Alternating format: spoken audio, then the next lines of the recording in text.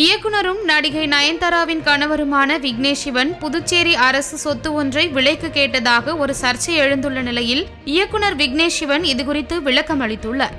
ஏற்கனவே நயன்தாரா பற்றிய ஆவணப்படத்தின் ட்ரெய்லரில் நானும் ரவுடிதான் ஷூட்டிங் ஸ்பாட்டில் எடுக்கப்பட்ட ஃபுட்டேஜ் 3 நொடிகள் இருந்ததால் 3 கோடி ரூபாய் நஷ்டஈடு கேட்டு தனுஷ் வழக்கறிஞர் நோட்டீஸ் அனுப்ப நயன் காட்டமான கடிதம் ஒன்றையும் எழுதியிருந்தார். விக்னேஷ் சிவனோ தனுஷை மறைமுகமாக தாக்கி இன்ஸ்டாகிராமில் போஸ்ட் ஒன்றை போட்டிருந்தார். பிறகு அதை டெலிட்டும் செய்துவிட்டார். சூழல் இப்படி இருக்க சமீபத்தில் இயக்குனர் விக்னேஷ் சிவன் குறித்து மற்றொரு சர்ச்சையும் எழுந்துள்ளது. அதாவது புதுச்சேரி அரசுக்கு சொந்தமான ஹோட்டல் ஒன்றை விக்னேஷ் சிவன் விலைக்கு கேட்டதாகவும் அதற்கு அம்மாநில சுற்றுலாத்துறை அமைச்சர் மறுத்துவிட்டதாகவும் கூறப்பட்டது. இந்த தகவல் வெளியானதிலிருந்து அவரை நெட்டிசன்கள் கடுமையாக ட்ரோல் செய்து வருகின்றனர். அரசு ஹோட்டலை விலைக்கு கேட்டாரா என்ற இணையத்தில் பலரும் இவரை விமர்சிக்க தொடங்கினார்கள். ஒரு கட்டத்தில் அதை வைத்து பலரும் மீம்ஸ்களை பகிர தொடங்கினார்கள். இந்நிலையில் இந்த விவகாரம் தொடர்பாக தனது இன்ஸ்டாகிராம் பக்கத்தில் புதுச்சேரி அரசுக்கு சொந்தமான ஹோட்டலை நான் விலைக்கு கேட்டதாக பரவி வரும் செய்திக்கு விளக்கம் அளிக்க விரும்புகிறேன்.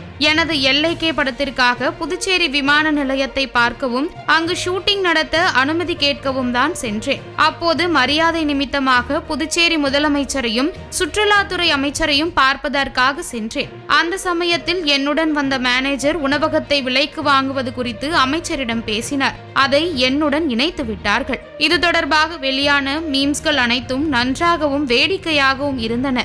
ஆனால் அதெல்லாம் தேவையற்றது. எனவே இதை நான் தெளிவுபடுத்த விரும்புகிறேன் என பதிவிட்டுள்ளார். இயக்குனர் விக்னேஷ் சிவனின் இந்த பதிவு இணையத்தில் வைரலாக பரவி வருகிறது.